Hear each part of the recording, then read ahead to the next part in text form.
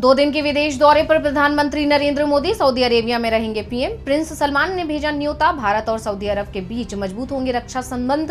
PM Modi और Prince MBS की होगी मुलाकात। पीएम मोदी सऊदी अरब दौरे पर भारतीय कामगारों से करेंगे मुलाकात। विदेश मंत्रालय ने पीएम मोदी की यात्रा की दी जानकारी। प्रधानमंत्री की अपने तीसरे कार्यकाल में सऊदी अरब की पहली यात्रा।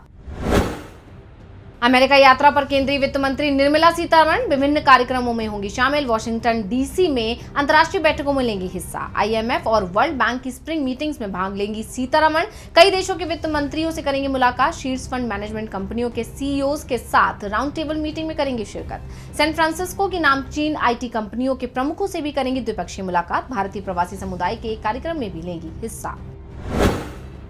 बसों की कमी से जूझ रही दिल्ली को मिलेगी राहत। आज सड़कों पर उतर सकती हैं 320 नई इलेक्ट्रिक बसें। दिल्ली इलेक्ट्रिक व्हीकल इंटरचेंज के नाम से चलेंगी मिनी बसें।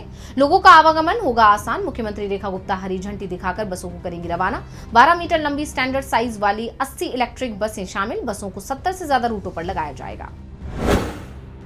एक राष्ट्र एक चुनाव पर जेपीसी की बैठक। कई हस्तियां रखेंगी अपनी बात। सुबह 10 बजे से शाम 5 बजे तक होगी बैठक। पहले सत्र में सुप्रीम कोर्ट के पूर्व न्यायाधीश जस्टिस हेमंत गुप्ता के साथ होगी बातचीत। इसके बाद जम्मू कश्मीर हाईकोर्ट के पूर्व मुख्य न्यायाधीश जस्टिस एसएन झा के साथ होगा सत्र। अगले सत्र में भारत के 21वें विधि आयोग के अध्यक्ष डॉक्टर जस्टिस बीएस चौहान होंगे शामिल। अंतिम सत्र में राज्यसभा सदस्य और वरिष्ठ अधिवक्ता डॉक्टर अभिषेक मनु सिंह भी होंगे शामिल। जम्मू कश्मीर में कांग्रेस का कैंपेन। राज्य का दर्जा बहाली के लिए कांग्रेस के अभियान की होगी शुरुआत। 1.5 महीने तक अभियान चलाने की तैयारी में कांग्रेस। संविधान बचाओ अभियान को तेज करने की रणनीति पर चर्चा के बाद पार्टी ने लिया फैसला। जम्मू के सभी जिलों और ब्लॉकों के वरिष्ठ नेताओं की होगी बैठक। 29 अप्रैल को जम्मू में संविधान पर मोदी सरकार के हमले और विपक्ष के खिलाफ उसकी बदला लेने वाली राजनीति के विरोध में होगी प्रांतीय स्तर की रैलियां। महंगाई और बीजेपी नीति, केंद्र सरकार की विफलताओं, इसकी विभाजनकारी और सांप्रदायिक राजनीति से लोगों को अवगत कराएगी कांग्रेस।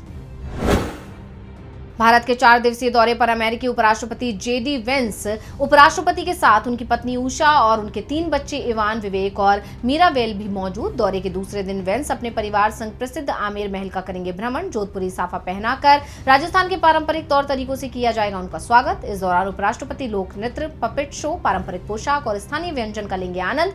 आम लोगों के लिए बंद रहेगा महल। उनकी सेवा में 12 प्रशिक्षित गाइड रहेंगे तैनात।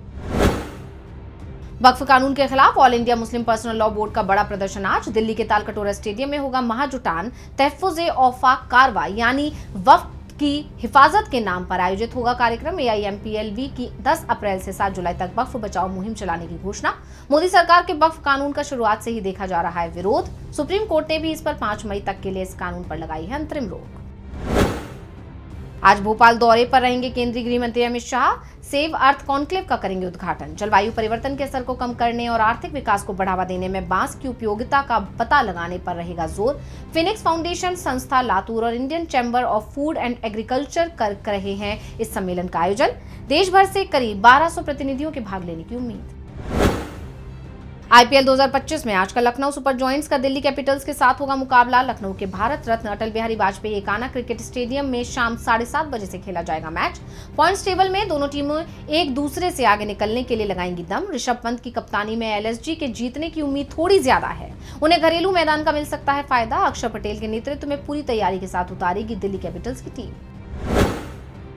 गर्मी से लोग बेहाल। मौसम विभाग ने उत्तर भारत के कई हिस्सों को पश्चिमी भारत के लिए लू की चेतावनी की जारी। दिल्ली एनसीआर में तापमान 41 से 43 डिग्री सेल्सियस रहने का अनुमान। वहीं असम समेत उत्तर पूर्वी भारत के कई हिस्सों में थर्ड स्टॉर्म और धूल भरी आंधी चलने की संभावना। खासतौर पर असम और मेघालय में भारी से बहुत भारी बारिश की आशंका।